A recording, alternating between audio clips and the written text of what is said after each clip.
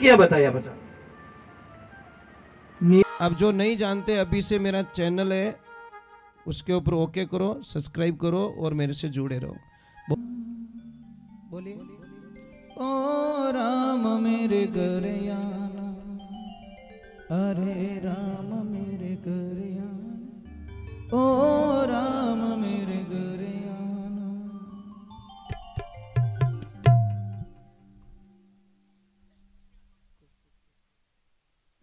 देखिए, भाव बिना प्रभु की प्राप्ति कभी नहीं होती। भगवान ने परीक्षित जी महाराज को, राजा सुखदेव जी ने परीक्षित महाराज जी को बताया कि उम्र की भी कोई सीमा नहीं है, क्योंकि प्रश्न ऐसे ही थे, क्या इसमें उम्र का कोई प्रावधान है, क्या पढ़ाई का कोई प्रावधान है, क्या अमीर गरीब का कोई प्रावधान है, या जाति का कोई विशेष दर्जा है।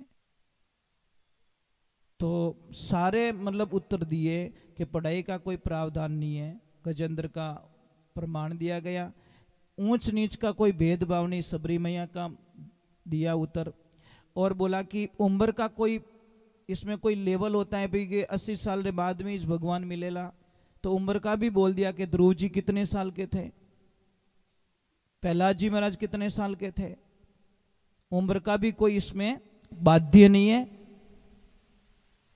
स्त्री पुरुष का भी बता दिया, पुरुष में विदुर जी महाराज का उदाहरण दे दिया और स्त्री में सबरी मैया का, कर्माबाई का उदाहरण दे दिया, तो उम्र में भी सब कुछ बता दिया।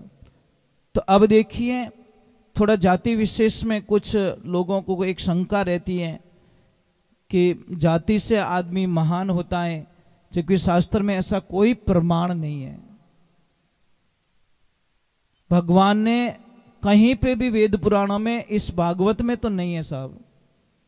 अगर कोई कह दे भाई कि जाति का यहाँ पे उल्लेख किया गया तो कैसे मान ले, है ही नहीं। यहाँ पे वर्णों का उल्लेख किया गया, वर्ण है 4, ब्राह्मण, क्षत्रिय, वैश्य और शूद्र। ये शरीर को बोला गया है, भगवान के शरीर को बोला गया है। ब्राह्मण किसको बोला गया भगवान में, शरीर में कहाँ है ब्राह्मण, ये इसको ब्राह्मण बोला गया है। क्षत्रिय किसको बोला गया है, दोनों भुजाओं को। ये हमारे शरीर का वर्णन किया गया है, जाति नहीं बोली, इसमें समझाया है। वैश्य बोला गया और शूद्र किसको बोला है, यहां से नीचे नीचे। अब एक चीज है, लोग क्या तो शूद्र जाति रोए तो जन बाढ़ दो पग ने, भाई काट दो, इतनी नफरत करते हो शूद्रों से तो आप पैर क्यों नहीं काट देते आप, क्योंकि शास्त्रों में तो इसको बताया गया, शूद्र, तुम शूद्र के बिना चल भी नहीं सकते भैया, तो बांट दो पगा ने, नई चीजें माने शूद्र। समझ में आ रहा है कि नहीं आ रहा है? मैं आपको एक प्रमाण बता देता हूं कि रात को 2:30 बजे हैं, आपके किसी अजीज की तबीयत खराब हो जाती, रात को 2:30 बजे आप निकलते हो, हॉस्पिटल जाते हो और वो बोलते माँ और बच्चे दोनों को बचाना है तो 3 यूनिट खून की व्यवस्था करो। हम जाते ब्लड बैंक में, वो ग्रुप का खून मिल जाता है, लाके उसकी रगों में चढ़ा देते, माँ और बच्चा दोनों बच जाते हैं। वहां पे कोई बंदा नहीं पूछता कि किस जाति वाले ने डोनेशन किया था, ये खून किसका था। तो महाराज वो जान किसने बचाई, वो भगवान का रूप पता नहीं कौन खून डोनेशन करके गया, पर वो खून ने उसकी जान बचा ली।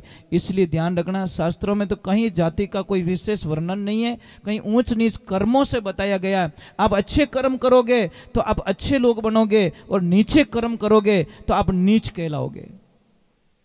एक ध्यान रखना, कीचड़ और लीचड़ का कभी संग मत करना।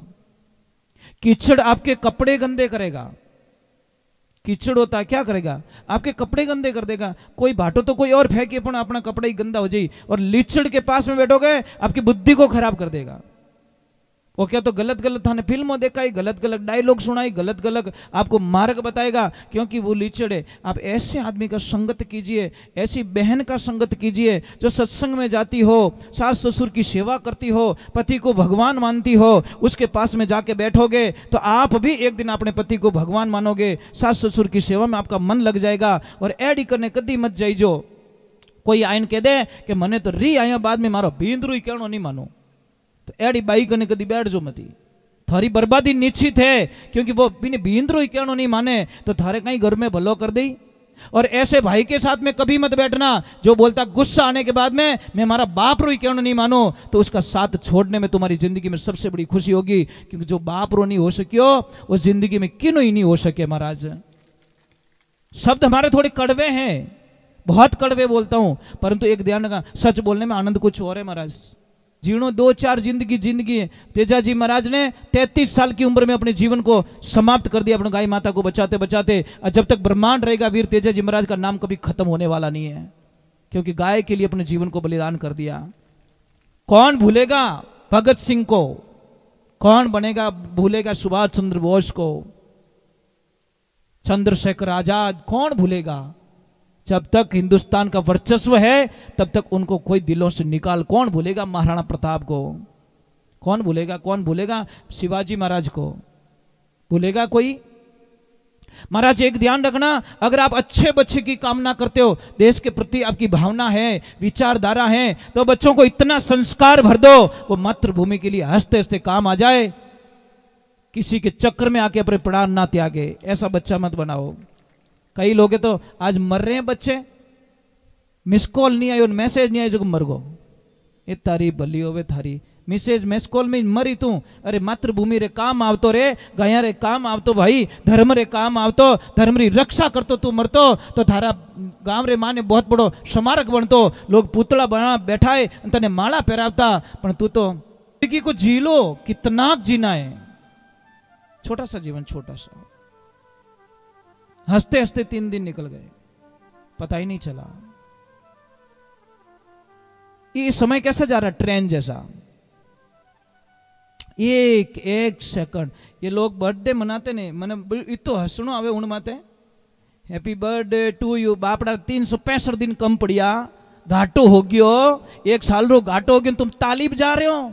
शर्म करो शर्म, इसकी तो उम्र घट गई बापड़े की, ये तो 12 महीने का लॉस खा चुका है और तुम केक काट रहे हो कि तू जल्दी मरेगा, 1 साल तो कम हो, कम।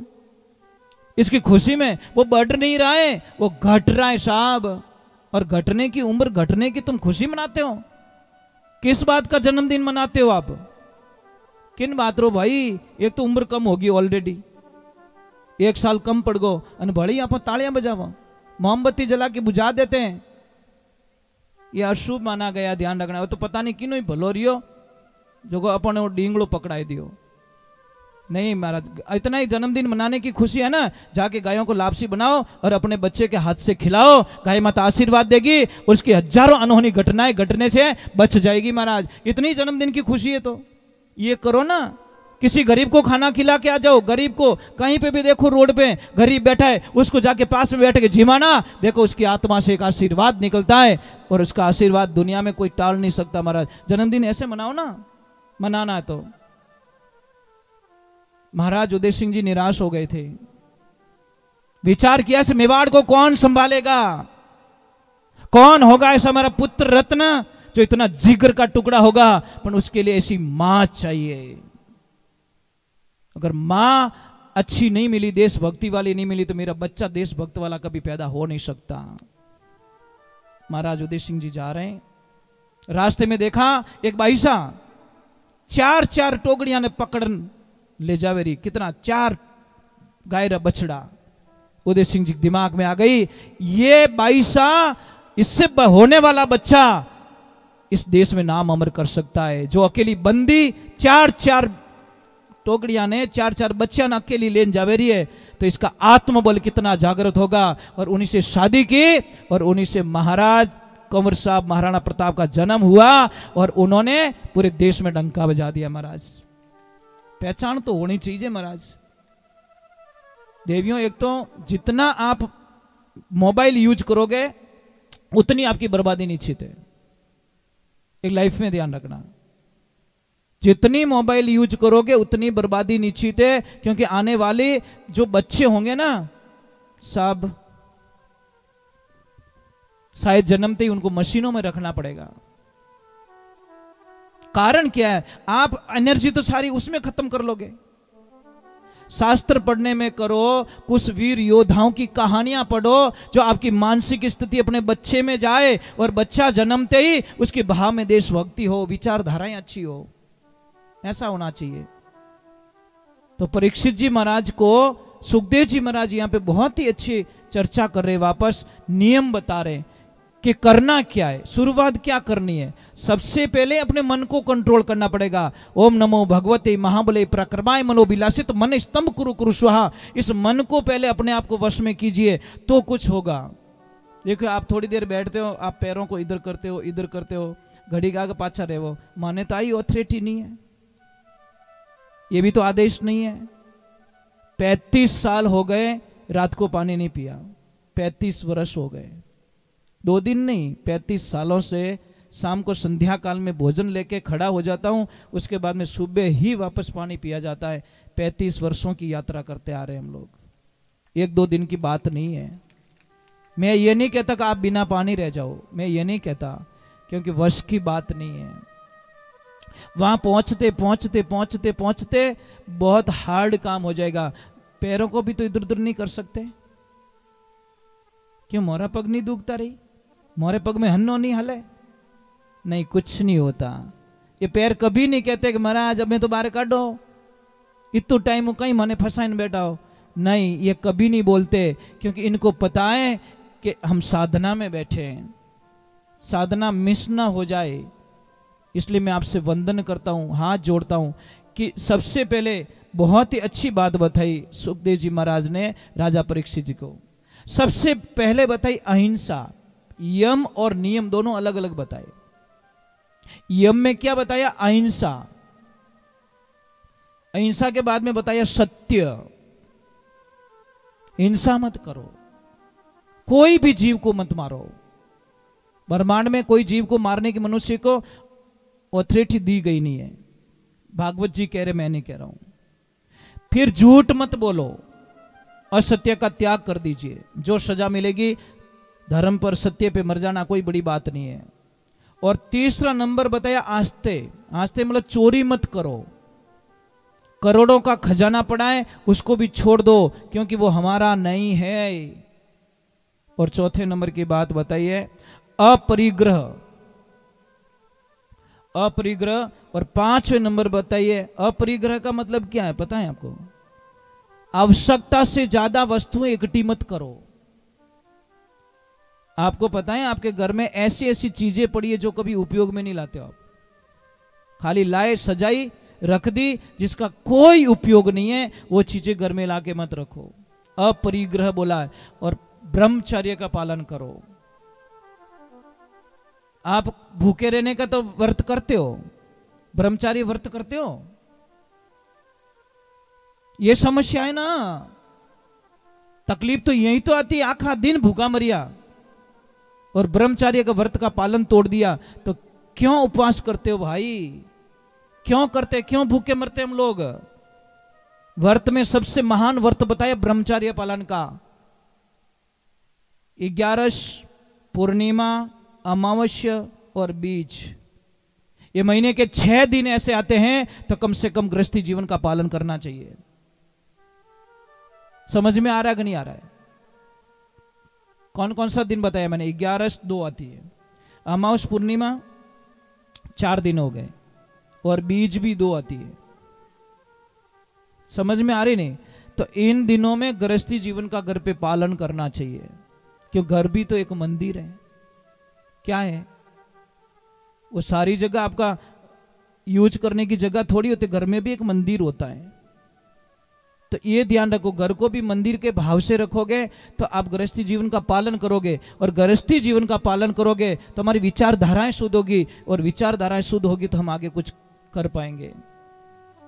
अब यम तो हो गए, अब नियम क्या बताया बचा? नियम में सबसे पहले हमारे विचार सोच पवित्र होने चाहिए। फिर होना चाहिए संतोष। जो दिया, जितना दिया ईश्वर ने मुझको, उतनी मेरी औकात नहीं थी, उसमें संतोष हो जाना चाहिए। बहुत दिया प्रभु। मैं आपको एक बात बोलूं, आपको, हम रामदेवरा जाते हैं, मन्नत मांगते, भगवान के जाते, कहीं जाते हैं, मन्नत मांगते पाने के लिए। कोई ऐसा बंदा रामदेवरा यात्रा गया क्या, पैदल यात्रा, बटे जान भगवान बाबा रामसा पीर ने कियो कि बाप जी थोड़ी कृपा कर दो मारा मते कि कहीं कि मारे ग्राहक घना आवे दुकान मते, थोड़ा कम कर दो, एडो आशीर्वाद दे दो, कम ग्राहक आएंगे तो मैं शांति से बैठ तो पाऊंगा, मैंने को हाथ जाए तो सकूं, मैं कट जाए नहीं सकूं। बाप जी इतना ग्राहक आवे रोटी खाते उड़े नहीं उठान दे, ये बाप जी एडा रिबिया मारे नहीं चीजे जो रोटी नहीं खावन दे मने, थोड़ा ग्राहक कम कर दो अपने, शांति रुपयो चीजे। कोई है? कोई नहीं हो। हे राम, गजब कर दी महाराज। वजन पे वजन डालने के लिए सब खड़े हैं, वजन कम कोई नहीं करना चाहता। एक गुरु शिष्य जा रहे हैं, शिष्य ने कहीं मतीरा रो शौक गणो, जो मतीरा रो खेत है जो भरिया थैला में, अब हलो हलो बोझ हो गयो, गुरुजी पहुंचे बटन चेलो लारी मतीरा लियो फिर, गुरुजी क्यों रे कहीं हुआ कि गुरुजी ज्यादा हो गया तो एक दो कम कर दे भाई, तने क्यों कौन पहला बात हो क्या गुरुजी खावना तो एक दो कम कर दे, थोड़ी की स्पीड बढ़ी, बड़े चेलो लार रह गयो, गुरुजी की ओर कहीं रियो कि बड़े भजन एक दो और कम कर दे, थोड़ा कम वो स्पीड बढ़ी, फिर गुरुजी आश्रम पहुंच गए पहाड़ के ऊपर, चेला कहीं रियो मैं चढ़ी जो कोई है जो कोई फेंकिया, जैसे ही फेंका चेला पहुंच गया, जो तुमा वो हल्का होकर तजो मन का भारा, ऐसी रेणी रे भई उदू भवजल उतरो पारा, संतों बेगम देश हमारा, अरे बेगम देश वेदों से न्यारा, वहां नहीं कोई काल पसारा, राजा रंग फकीर बादशाह सबको करूं पुकारा, जो तुमा वो परम धाम से बटे लोक हमारा, बसंतो बेगम देश हमारा, धरनी गगन पवन नहीं पानी चांद सूरज नहीं तारा, बिन मेहताब होजू जियाला साहिब के घर बारा, संतों बेगम देश हमारा है के लोक लाज कुल कारण में तो गही शब्द तत्सारा, कैद कबीर सुनो भाई संता सेजो लोगों किनारा, संतो बेगम देश हमारा। बेगम, कोई कितना भी अपमान करे, वैरागी बन जाओ ना, वैरागी की परिभाषा क्या है, कोई कितना भी अपमान करे राधे राधे राधे राधे तो बोलना पड़ेगा भाई। आज हाउ जी लड़ाई कौन कौन नहीं करी, कुछ हुआ देखते हैं, 7वें दिन कौन इनाम ले जाते हैं भाई। भीदनी अकेली आवे तो देऊं को नहीं, पहले हाउ जी ने पूछू कि भाई अनर व्यवहार की करियो, हाउ जी कह दी ओके है तो उसको मेरी तरफ से जो भी देना मैं देके जाऊंगा, ये तो पक्की बात है महाराज, क्योंकि मुझे विश्वास है वचन खाली तो कभी जाते नहीं है। चलो वो दूसरा बताया संतोष, तीसरा बताया तप। तप कीजिए, तप की परिभाषा क्या, आप भी तप करते हो, ऐसे मत सोचो कि हम बैठे वही तप करते, नहीं आप भी तप करते हो। देखो आप कितना काम करते हो, एक हाथ से आटा काट देते हो, दूसरा रोटी बनाए दो, तीजोड़ा हे की दो, कितना डिवाइड काम करते हो, फास्ट में बच्चा नहीं राख दो, कोई हेलो पानी और पानी दे दो, ये तपस्या आपकी बहुत बड़ी तपस्या है, पर आपको समझने वाला नहीं है। जिस दिन घर की देवी को समझ लेगा वो दुनिया की देवी को समझ लेगा, इनको नहीं समझ पाओगे आप, समझ भी नहीं पाओगे आप, कभी नहीं समझ पाओगे। एक काम करना, एक बहुत बड़ा मंदिर बनाना और उनमें मूर्ति मत बैठा जाओ, 5 करोड़ का बंगला है ये, उसकी मूर्ति ध्यान रखना, और मंदिर में मूर्ति नहीं होती साहब, चाहे मंदिर कितना भी महंगा हो। देवियों सच में एक काम करो, मैं समझूंगा आपको, आप घर पे जाते हो, दिन भर काम किया, कोई चिंता थी, घर पे गए, शाम का टाइम था, आपका बेटा घर पे, बेटियां घर पे, सब घर पे, पापा घर पे, मम्मी घर पे, और आप लक्ष्मी जी आपने आधा घंटा तक दिखी ही को नहीं। अब मुझे सच बोल के बता देना, दिल पे हाथ रख के, थो कितना घाटा रहे हो, बोल जाओ, सच बोलने का मौका है, नहीं रवि जे पक्को नहीं रवि जे, अटिन देखो है को नहीं, बाड़ा में देखो है को नहीं, छत मत देखो है को नहीं, रसोई में देखो, आखिर में पूछे ए बेटा तार मम्मी कटे, अरे यार आधा घंटा ही नहीं हुआ अभी तो, ऐसा लग रहा है मोबाइल तो है पर सिम नहीं है, घर तो है पर आत्मा नहीं है, सब घर पे भरे पड़े, पर नहीं, आपने आप लक्ष्मी जी की याद आई, क्योंकि सारे तो थे पर मंदिर में मूर्ति दिखाई नहीं दी, एकदम जीव। तो ये मंदिर की मूर्ति है, इनको कुछ नहीं चाहिए, इनको आप प्रेम की भाषा का प्रयोग करो, आप मीठे बोलो, आप अच्छे बोलो। महाराज हम तो बहुत ही अलग इंसान है महाराज, हम ये चाहते कि किसी को हमारी वजह से तकलीफ ना हो, बस यही हमारे जीवन का पहला लक्ष्य है। मारे 2-3 दिन 4 दिन 5 दिन 6 दिन रहनो, मैं थारा जीव क्यों दुखाऊं? अरे मैं तो यहाँ पे तो क्या, जहां पे रहता हूं वहां पे किसी को तकलीफ नहीं देता। मुझे कुछ चाहे कितनी भी तकलीफ दे दे लोग, हम शायद पूरा विश्वास है कि हम किसी को कष्ट नहीं देंगे, क्योंकि मेरे दिमाग में हर सुबह एक चीज आ जाती है, सोनो शाम तू देखेगा कि नहीं देखेगा। हर सुबह और संध्या काल में यही दिमाग में आता है कि सुबह देखूला कि नहीं देखूला, ये नया सूर्य मेरी जिंदगी में आएगा कि नहीं आएगा, तो मैं झगड़ा क्यों करूं भाई। नर कहता है मेरी मेरी कौन वस्तु जगत में तेरी। एक दिमाग में रख लेना, 6 फुट जगह मिलेगी आपको, लास्ट में ज्यादा कुछ मिलने वाला नहीं है।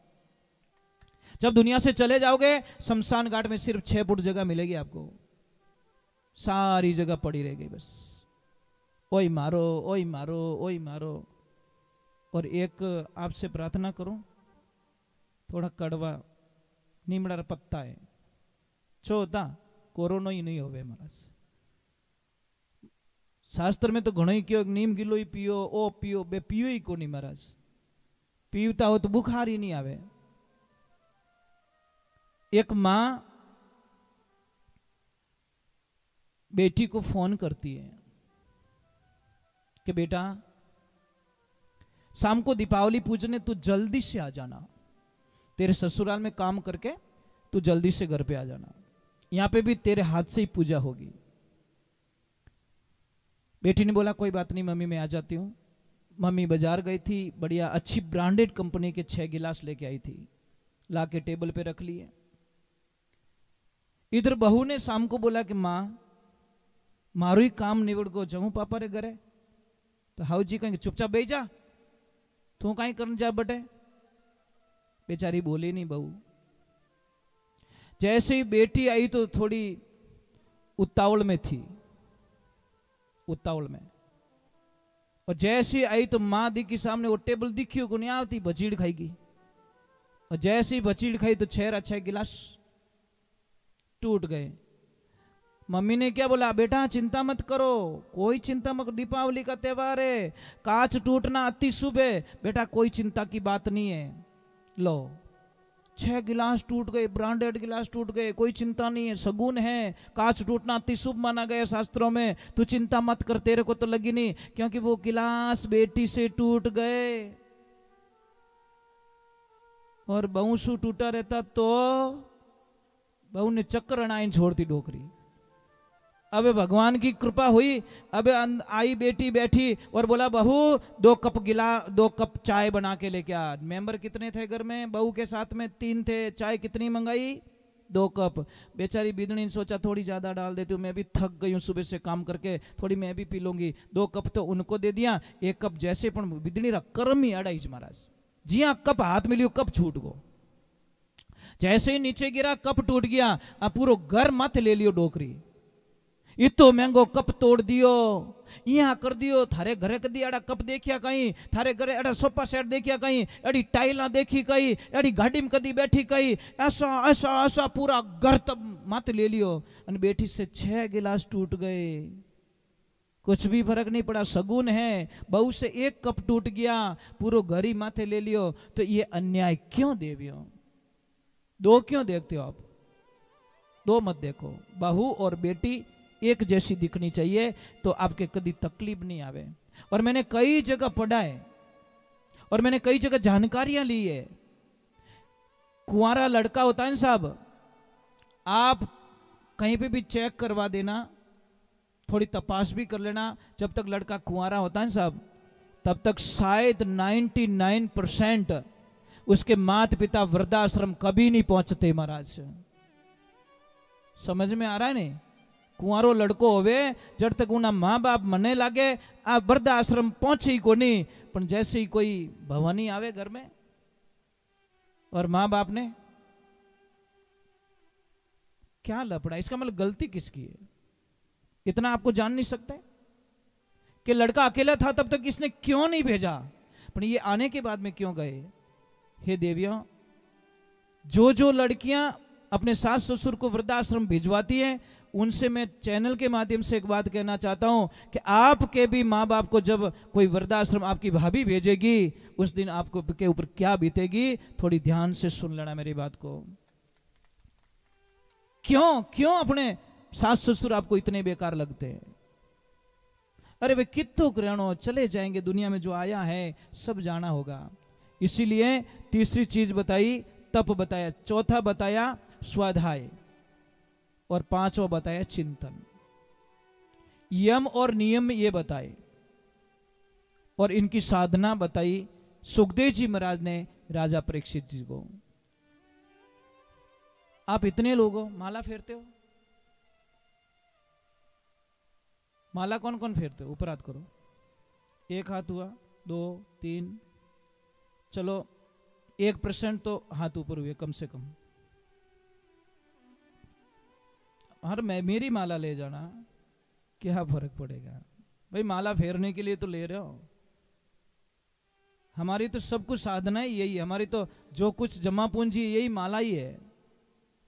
इसके अलावा हमारे पास क्या है? कुछ नहीं। माला के अलावा हमारे पास है ही कहीं। नरसिंह भगत कने वो बजावणो तंदूरो, केदारो राग गिरवी मेल नैनी भाई रुमायरो भरियो।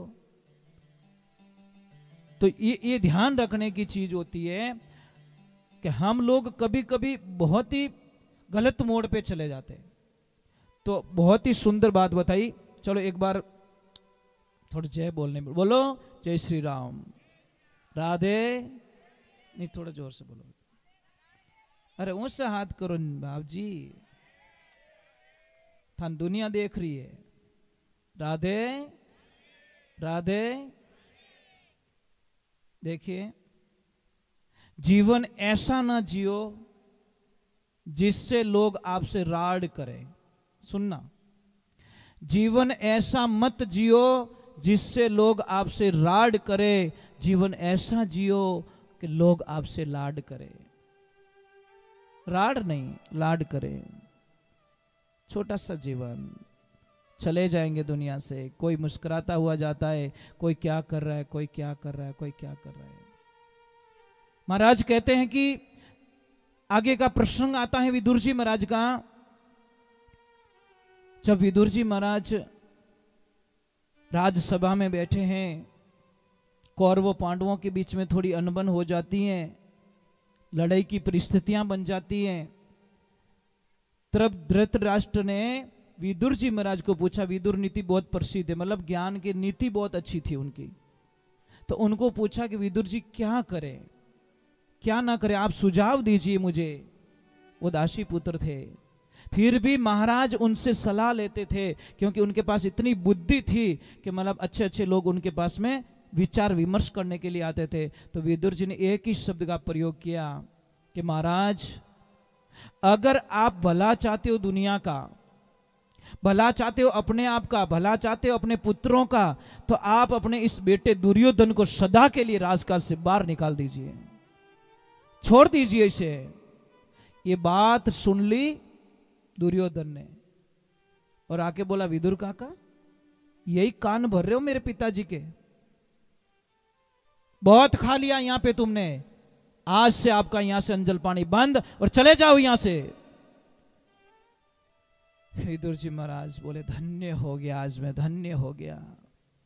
खुद तो नहीं जा सकता, पर मेरे कृष्णा, पर एक दुविधा रहेगी। गए विदुरानी के पास में, विदुरानी ने बोला, आज मुस्कुरा भी रहे हो और चिंता भी कर रहे हो, ये दोनों रूप क्यों है? कि मुस्कुरा तो इसीलिए रहा हूं कि उन दुष्टों से मेरा पीछा छूट गया और आज के बाद मैं गंदा अन्न नहीं खाऊंगा, दुष्टों के घर का पानी नहीं पीऊंगा। इतनी कृपा मेरे प्रभु ने मेरे पे कर ली, क्योंकि मैं ऐसे गंदे वातावरण में रहना नहीं चाहता, उन्होंने मुझे बाहर निकाल दिया। अब मैं धन्य हो चुका हूं। पर एक दुख और लग रहा है। दुख इस बात के हैं कि कल मेरे कृष्णा, मेरे प्रभु समझौता के लिए कोई संधि का संदेश लेकर राजभवन पधारने वाले हैं, और एक दिन और मौका मिल जाता तो शायद मैं उनके दर्शन कर लेता। दोनों चीज हो रही, दुख सुख। सुख है कि पीछा छूट गया, दुख है कि मेरे प्रभु मुझे नहीं मिलेंगे, भगवान के दर्शन नहीं होंगे। महाराज अंदर की जो पुकार होती है साहब, अंदर की पुकार, यहाँ की पुकार बिनु नेटवर्क की जोर घणो आवे, टावर छूटे ही को नहीं। सेकंड डे जब भगवान आते हैं और दुर्योधन भगवान को रथ के ऊपर सवार करके बड़ी गलियां सजवाता है, क्योंकि कुछ लेना था, स्वार्थ था, गलियां सजवाता है और बहुत सारी सुविधाएं करते हैं, सब फूल डाल रहे हैं। पर जैसे ही रास्ता आया, भगवान ने बोला दुर्योधन मैं इस रास्ते नहीं चलूंगा, मुझे इस रास्ते ले चल। कि नहीं प्रभु, ये रास्ता ही आपके लिए उचित है, सारी सुविधाएं करे। मैंने बोला दुर्योधन मुझे इस रास्ते नहीं, इस रास्ते ले चल।